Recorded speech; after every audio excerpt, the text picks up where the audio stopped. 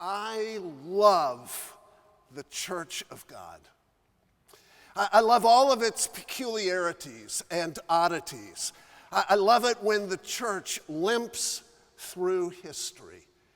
I love it that, as G.K. Chesterton and Hilaire Belloc often said, the church is a perpetually defeated thing who always survives her conquerors. I love being a pastor. I love every Sunday having the opportunity to stand at the sacred desk and proclaim the truth of God. One of the things that I do as a deliberate sort of pastoral pedagogy in our church is every Sunday I drag into the pulpit a pile of books. If I'm going to quote somebody, if I've got a great R.C. Sproul pithy epigram, instead of jotting it on a little card, I drag the book into the pulpit. I want to see my people see me reading books, actual books, not Kindles, not iPads, not some zippy little pithy thing that I found on my iPhone that they know that I just Googled. I want them to see me with books. We had a visitor at our church a couple of weeks ago, and they came through the door where Karen and I were standing, shaking hands and greeting people, and they said, "You know, this is so fun. You actually have real books. I mean, you know, the kind with pages with you in the pulpit." And I thought, you know, that's a modeling that we have to do in our day, because the reality is that our richest legacy, the wonder of art and music and literature through the ages, is actually immediately available, immediately accessible to us in books. When I first became Reformed, I didn't know that there were any living people who actually believed these things. But I discovered the Reformed faith in books. I was discipled by men who had all been dead for at least 150 years. And so I love books. It's probably not surprising then that a few years ago when I was invited to speak at a homeschool conference, I was given the topic, the character of our founding fathers.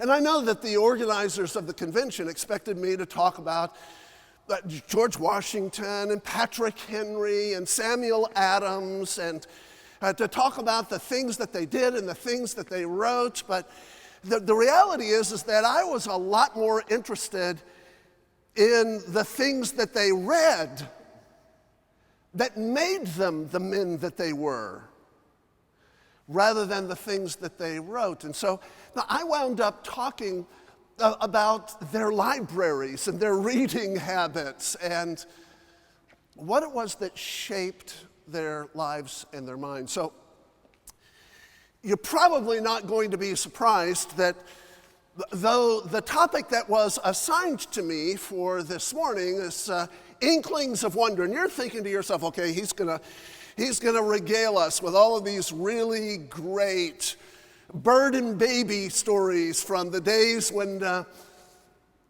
Tolkien and Lewis and Charles Williams would gather in that now famous pub in Oxford, and I'll talk about all of the books that they wrote. And while that is a passion of mine, and I can go on and on with my great love for the Lord of the Rings or the Chronicles of Narnia, there's something really profound that occurred in those early decades of the 20th century that created a renaissance of English literature from a distinctly Christian perspective that has continued to animate Christian thought all the way to the present. What was it that sparked those inklings of wonder? So I want to talk to you about how the Inklings became the Inklings. But first, we have to do a little bit of antithesis.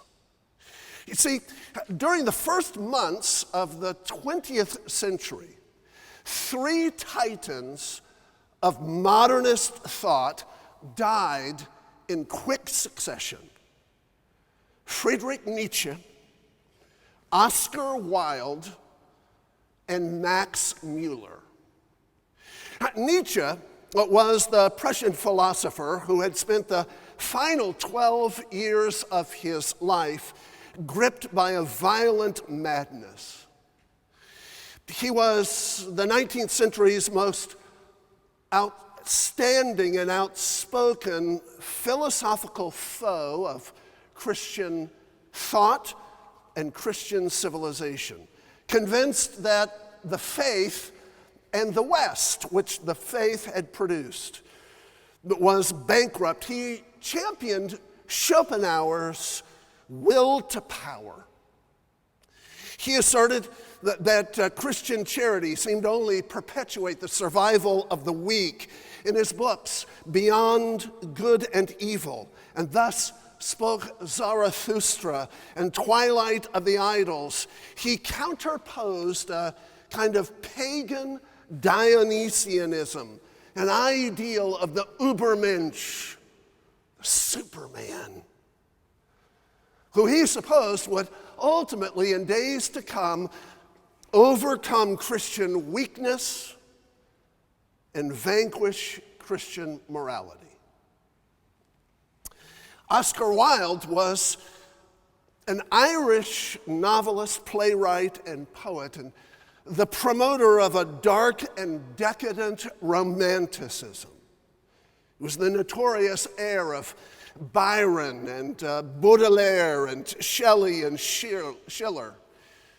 He flouted Christian morality, and at the height of his fame was imprisoned in a hard labor prison in Victorian England for a sordid homosexual lifestyle which scandalized Britain.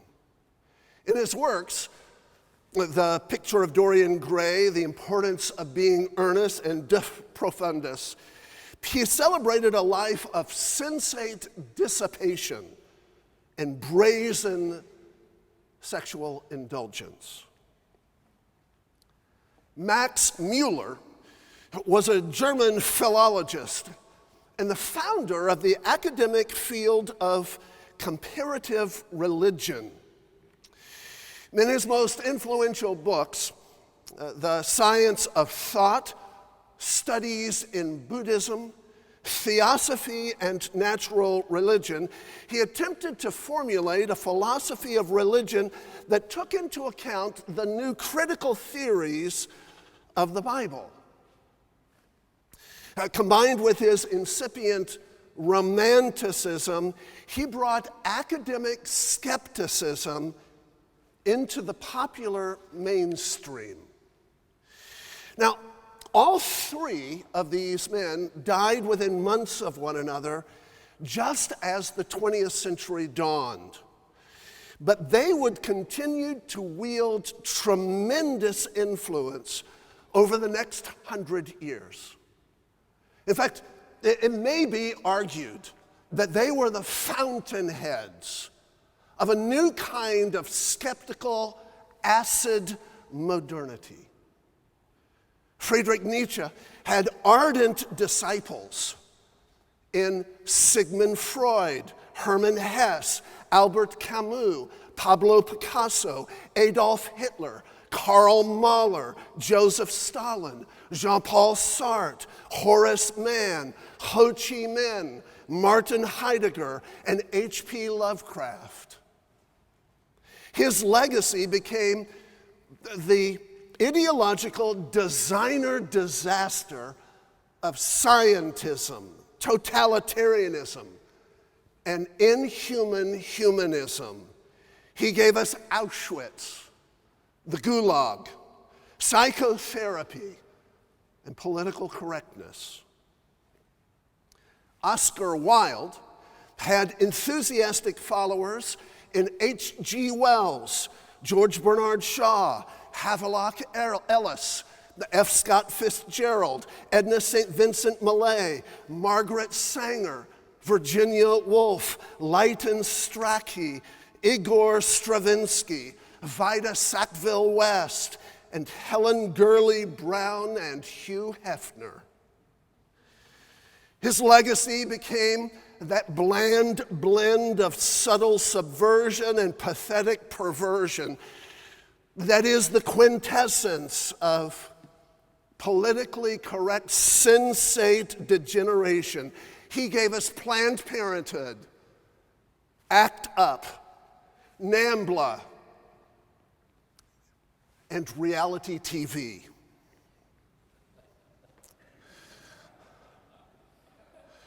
You'll get it in a second.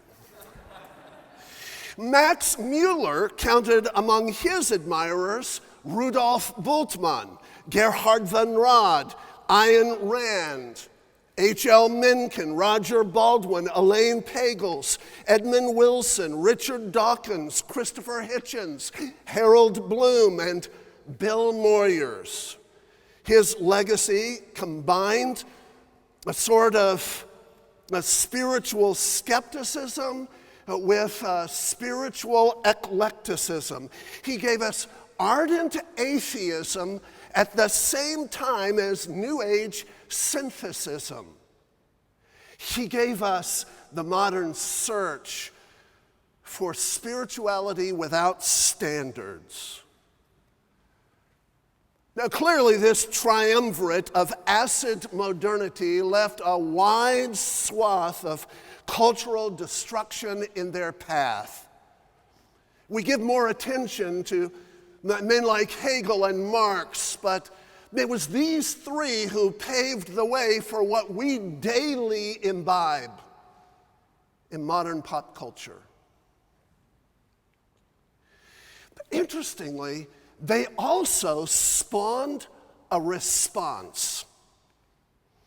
With stunning prescience, three other men of wide-ranging influence foresaw modernity's looming disaster, led by Nietzsche, Wilde, Mueller, and their followers.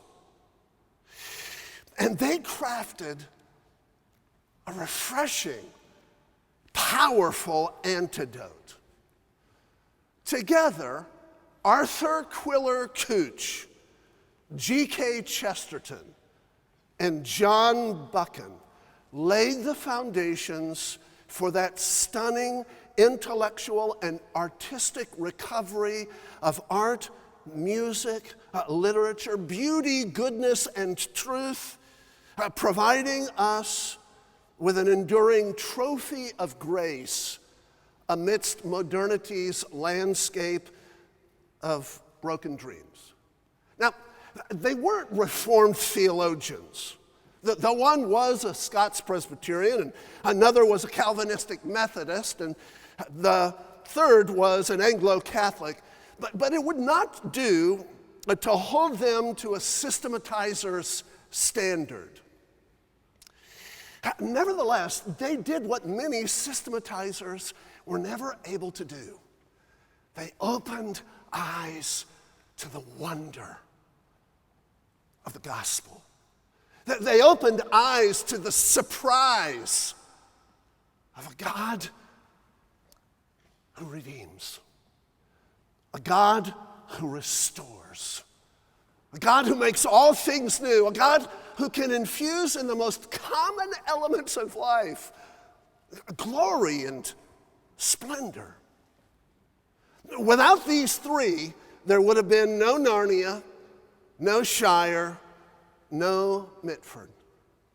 These three showed the world that Nietzsche's Übermensch would only give us Sauron, orcs, and Nazgul. That Wilde's excesses are always as illusory as the white witch's Turkish delight.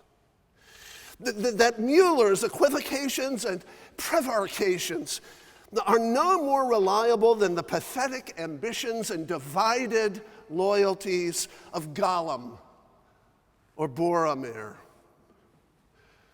Chaucer, Shakespeare, and Milton made fertile the soil of English letters, bringing forth a great harvest of Johnson, Dryden, and Pope, of Scott, Austen, and Dickens, of Spencer, Stevenson, and Carlyle. But Arthur Quiller-Couch and G.K. Chesterton and John Buchan compounded that harvest, giving us Lewis and Tolkien, Sayers, T.S. Eliot and Evelyn Waugh, Graham Greene, Malcolm Muggeridge, Paul Johnson, and Alfred Noyes. They gave us Inklings of wonder. When Lewis was still bound by his skepticism, it was G.K. Chesterton's everlasting man who opened his eyes and caused him to apprehend the wonder of the gospel, the hope of redemption.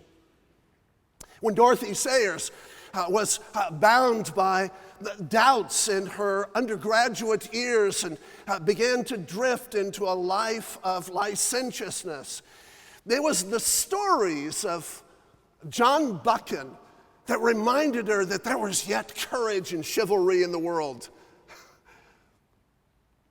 When T.S. Eliot pondered the hopelessness of the wasteland,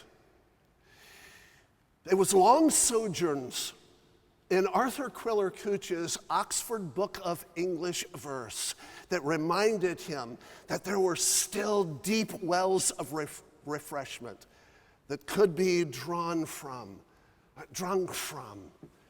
and that there was yet hope.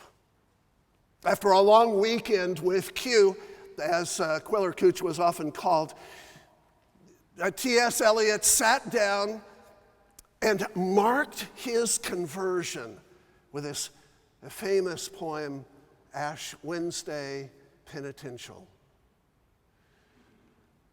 If Nietzsche and Wilde and Mueller gave us the looming disaster of acid modernity, there was Arthur Quiller-Couch, G.K. Chesterton, and John Buchan who gave us hope that there was light yet beyond the horizon. Arthur Quiller-Couch, or Q as he was popularly known, taught a whole new generation of English intellectuals how to read deeply, write cogently, and to think richly. If you've ever wondered how it was that Lewis could be so spare with his prose and yet so powerfully evocative, you probably ought to go back and read Q's lectures on the art of writing. He was born in 1863 in the little fishing village of Cornwall called Foy. His whole life would ultimately be marked by that beautiful bucolic place where he grew up in happiness, where he was sent off as a precocious young intellectual to Oxford, and where he returned when his physician father died and he was forced to earn a living for his mother and his siblings and his extended family by the power of his pen. And oh, how powerful was his pen. He wrote more than 100 books. He wrote novels, and he undertook journalistic and editorial work in London. He was prodigious in his output, and though he was not in an academic setting at all, he produced some of the most remarkable academic anthologies, published by Oxford University Press that have ever been produced. If you've never gotten yourself a copy of the Oxford Book of English Verse, and make sure you get Q's, not one of these modern imitations, you just don't know how rich your library can be made by a single volume. I make sure that every single one of my students has a copy before they leave my charge, even though the book has been out of print for 40 years and you have to go searching on the internet to find old tattered copies of it. It's like a classical education in a single volume, scouring the whole of the literary canon from the year 1250, when English was still not quite English, all the way up until 1912, a rich compendium of the greatest works of English literature. It was on the basis of his reputation as an editor of works like that that ultimately he was rewarded with an appointment as a professor of English literature at Cambridge University in 1912. His lectures there were full of common sense and profound and deep thoughtfulness, enlivened by his life studying the Bible, sitting under the Calvinistic preaching of those old Welsh and Cornish Calvinistic Methodists, enlivened by the wonder of what he called the rich humus of community that he knew in his fishing village in Foy. His stories betrayed both the cogency of his prose and the wonder of his worldview. One of my favorites is The Spinster's Maying. It tells the story of the tradition in this little Cornish fishing village on May Day, the May the 1st. The young men would come a-courting, and they would take their beloveds off to the little village market, and there they would drink sweet milk and have little corn cakes, and then they would go out for walks in the fields. The story starts as an old man rows his rowboat through the harbor, just as the twinkling dawn has begun, to a shack on the edge of the harbor. He comes and wraps his oars against the pilings, and out comes an old woman. She has one sock that is kind of fallen down around her ankles, and she rustles her skirt as she clambers down the steps and steps gingerly into the rowboat. And the rest of the story is the description of this incredibly tender, beautiful picture of an old man and an old woman courting. They drink their sweet milk and they have their corn cakes, and then they go out and they walk in the fields, and there are these moments of sensual power where Q describes them touching the tops of the grain as they walk along the way, and the glinting of the sun across the golden field. At last, it's time for them to return, and the gentlemanly like, he takes her back, and just before she clambers up the steps again,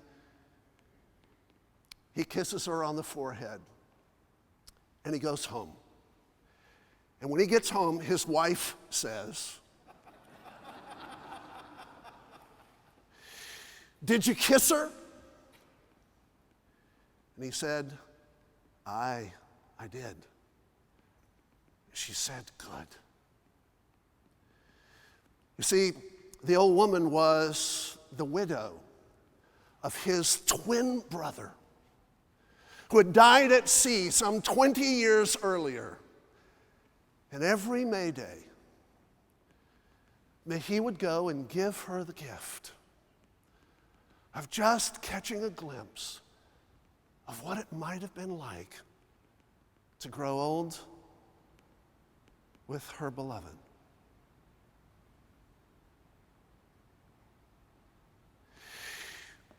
John Buchan was likewise a remarkable storyteller. He was born in 1875. And he was born into a free kirk manse, the son of a Scottish Presbyterian minister. Almost all the biographies will tell you that he was born in a dour Puritan environment, which hardly describes the free kirk.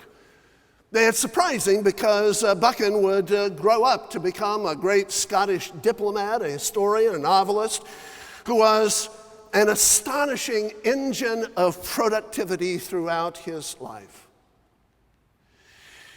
He was born a generation after the great Thomas Chalmers, although still within living memory. After a distinguished academic career at Oxford and a brief stint as a barrister in London, he joined the diplomatic corps of the imperial service and thus began a sterling career in which he served as an administrator, a spy, a war correspondent, a member of parliament, high commissioner, and governor general. He was twice moderator of the General Assembly and represented the Scottish universities in parliament as an MP. But at the same time, he began a remarkable literary career. He wrote biographies and histories, popular journalism and poetry. He was the editor at his dear friend Tommy Nelson's little Edinburgh publishing house, Thomas Nelson, and launched a series of classics reprints so that the people of Scotland might have access to the rich legacy of their literary inheritance. He wrote a 22-volume history of the First World War, turning out the volumes during the war while he was a spy and while he worked for the Foreign Service. At the same time, he helped to establish a new news service to carry news of the war throughout the British realm, a little company called Reuters. Now, while he was in the Foreign Service, he helped to lay the foundations for what would ultimately become MI6. He invented the spy novel. And it may be for his spy novels that he is best known to this day. Alfred Hitchcock made famous his 39 Steps, which of course is an allegory that represents not only the Christian worldview at war with minions of modernity, but also the 39 articles of the Book of Common Prayer. His book, The Green Mantle, foresaw all of the difficulties that might come if the West had hubris enough to draw lines in the sand and attempt to reinvent a modern Middle East. His book, Mr. Standfast, was a great spy novel that took from Bunyan's Pilgrim's Progress all of the metaphors and infused it with a modern verve and dash. The Dancing Floor was a touching tribute to the power of love, even over the power of ideology. In the same way that people like Dorothy Sayers and T.S. Eliot learned how to write by listening to and reading Q, they learned how to tell a rip-roaring story by reading John Buchan. They discovered all over again that pirate stories didn't have to be as musty and dusty as Treasure Island and Robert Louis Stevenson. They could be infused with a new kind of verve. They began to see in John Buchan's work a powerful incentive to write stories that cause the heart to race and the pages to turn, even as the truth was told. G.K. Chesterton. Like Q and like Buchan, was an engine of productivity. He was born the year before Buchan in 1874 into a Unitarian home. But at a crisis when he was in art school, he began to realize that the degenerates, the ideas of Nietzsche and Wilde and Mueller were insufficient. He saw a world around him of wonder, and he came to faith in Christ. His great works of apologetics, Orthodoxy, Everlasting Man, Heretics, combined with his observations of the world in books like What I Saw in America, his great biographies, St. Francis and Thomas Aquinas and Dickens and Watts and Browning, along with his poetry, The Battle of Lepanto and the great Ballad of the White Horse. His commentaries on current events like the All Things Considered, his detective stories featuring Father Brown, or his madcap novels like The Man Who Was Thursday or The Napoleon of Notting Hill, all served to establish a principle of an astonishing wonder in the world. He said, joy, which was the small publicity of the pagan, is the gigantic secret of the Christian. All three of these remarkable men were animated by a peculiar Christian worldview. They believed that the Apostle Paul's dictum to the Philippians was one that they ought to take to heart.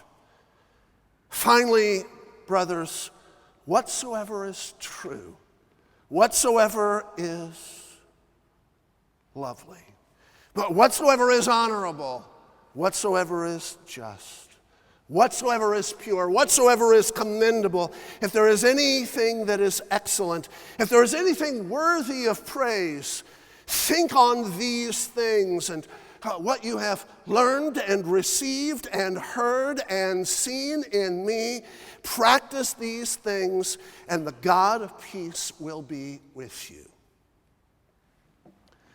There are innumerable lessons that can be learned from each of these titans. Certainly Lewis, Tolkien, Sayers, T.S. Eliot, and all of the rest learned them well. But because I'm not a Baptist, I won't reduce them to 3 points, and because I'm not Steve, I won't reduce them to 4. Because I am a Calvinist, I will make them 5. 5 great lessons that we can learn from these, the makers of the Inklings of Wonder. First, all three had a high appreciation of the past. They understood that God's good providence has worked itself out in a peculiar fashion over the ages of the past, and they ought to not only pay heed to the lessons, but marvel at the goodness of God in carrying the truth through to the end. All three were historical in orientation. They looked to the past as the best cue to understand where in the trajectory of time we are in the present and where we're headed into the future. And so there is this rich appreciation. They all three had heroes. But they were the most unlikely heroes of all. They subscribed to that notion that though some men's greatness is measured by how largely they loom over their times and their movements, like Caesars and Charlemagnes and Napoleons. Greater still are those men whose movements loom large over them, whose disciples eclipse them. And so they loved those hidden heroes who had launched their sons and daughters out on the barks of courage and hope, and who had achieved much. That's why, ultimately, the Inklings themselves would always have unlikely heroes at the heart of their stories. You always expect that maybe Bilbo or Frodo will be the great champions that will win the day. And wouldn't you know, it's the son of the gardener, Sam Gamgee. That's quintessentially understanding the nature of God's good providence in the past. God always chooses the oddest people, doesn't he? The most unlikely of champions to carry forth the greatest good news. And so, Kew and Buchan and Chesterton always loved the ordinary man. Whether it's ordinary wife and ordinary children, doing their ordinary work and working in their ordinary gardens, because ultimately there is something extraordinary in the ordinary. Their glory may be found. Secondly, though, they not only had a great appreciation for the past and God's good providence, they had great confidence in the future. They took seriously the notion of promise. They understood that the promise might be fulfilled over a long period of time after much ardor, hazards, perhaps even exile. It's interesting, isn't it, that exile, long pilgrimages, harried journeys, grave dangers, always figures into the richest stories. It's when everything seems to be lost that the promise is fulfilled. It's when the unlikely hero reforges the sword and stands in the midst of the fray, and against all odds says, "This far and no further." They believed that God was God and we are not. And therefore God's promises would be fulfilled. And their stories are filled, they're animated with that kind of great hope. Third, all three had a clear-eyed understanding of sin and the fall. They understood the futility of man attempting to save himself. They were skeptical of salvation by legislation and salvation by education and salvation by medication. They believed that salvation was of the Lord, that ultimately it produced virtue, that virtue changed things through the dint of steady labor and a long obedience in the same direction.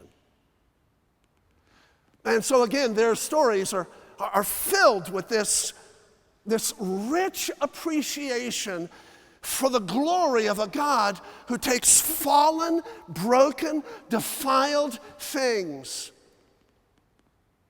people, towns, movements, conspiracies, and transforms them by his grace. Fourth, therefore, they all shared wide-eyed wonder at both the imminence and the transcendence of permanent things. Isn't it amazing that in the best stories, there are these little details of delight. The heroes are always noticing the sunsets. They're always singing the journeying songs. They're always looking for second breakfast. They love fellowship and friendship. They long for community. They think passionately about home.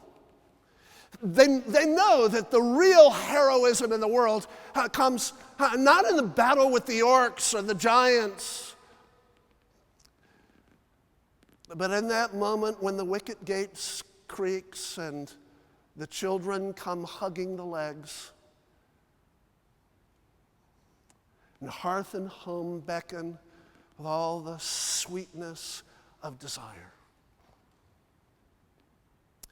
I love it that Chesterton and Buchan and Q all laid foundations so that people like Dorothy Sayers and C.S. Lewis and J.R.R. Tolkien and T.S. Eliot could regale us with the hope of hearth and home, of sanctified domesticity.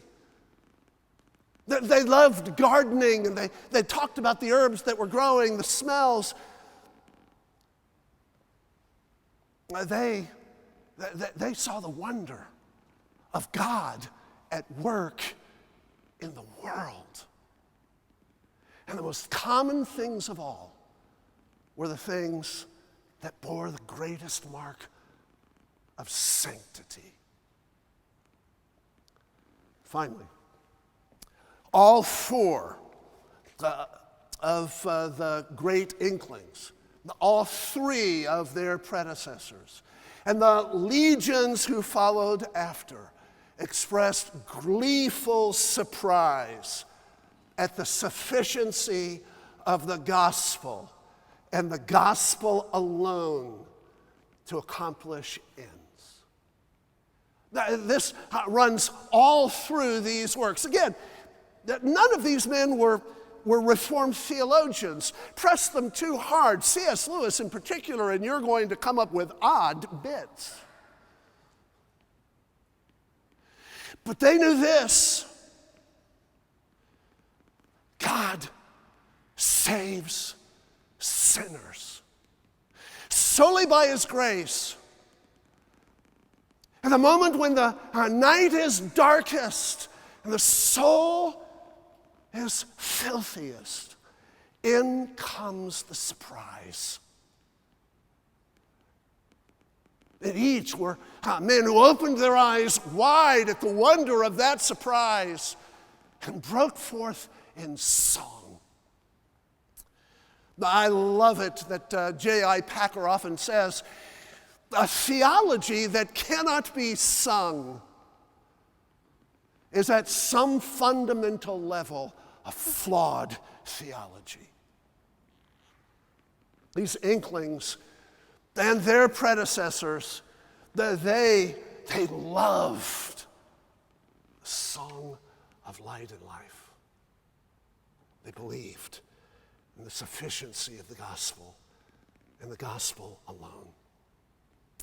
Roads go ever on and on, under cloud and under star, yet feet that wandering have gone turn at last to home afar.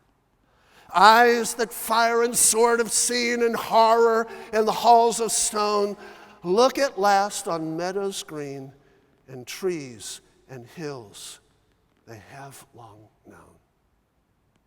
You know the story of Thomas Smythe? G.K. Chesterton refers to it several times in his writings. It's at the beginning of Orthodoxy. He doesn't tell the story there, but he makes mention of it. The story is a wonderful sort of synopsis of the great antithesis, the wonderful antidote that Q and Buchan and Chesterton posed, the foundations that they laid for the Inklings of Wonder. You see, Thomas Smythe lived in a little cottage in a golden valley. It was belted by a crystalline stream and hedged in by purple mountains of rich grandeur. They had a little garden in the back, and his wife and his children playing about the yard. Thomas Smythe, though, grew restless. He noticed all of the imperfections. The plaster in the cottage was turning yellow, and the thatch was molding. There was always too much work to do, and never enough time to do it. Never enough money to pay for it. And so one day, Thomas Smythe just left. He woke up one morning, and it was almost like it was a madness. He didn't recognize where he was. This place didn't match his idealistic, romantic dreams of what his life should be. Has that ever happened to you? You wake up one day, you walk in the morning, and look at yourself in the mirror, and you think, who is that old woman? Who is that old man? What happened to my dreams? I was going to go and sip itty-bitty coffees at a cafe in Milan with a little tweed jacket and patches on the elbows. I was going to be an intellectual, and here I am, babysitting for the grandkids again. That happened to Thomas Smythe. So he left. He left his golden valley, and he began to search the wide world. He went through many adventures. He had job after job. He worked in shipyards, and he worked in factories. He found work as a farm hand. He traveled all across the whole wide world, and he never found home. He could never find it. And so he wandered, and he wandered. One day in his wanderings, he came across the edge of a purple range of hills and mountains and looked down, and there was a golden valley with a little white cottage in the center. There was a belt of a crystalline stream that wrapped around it. It took his breath away. And he looked, and there was a little garden.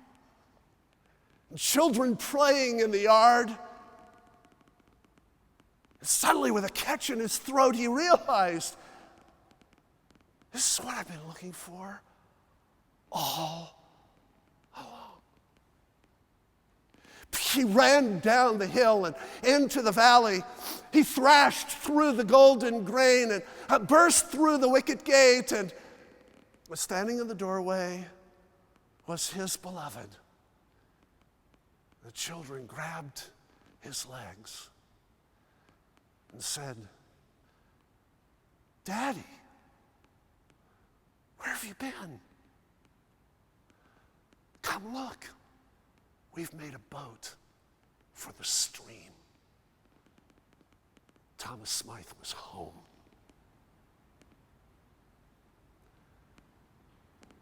Is that Reformed theology?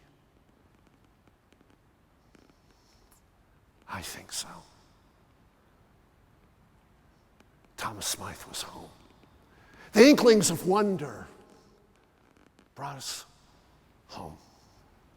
They reminded us that even after the battle, when the Shire was in ruins, the trees had all been chopped down,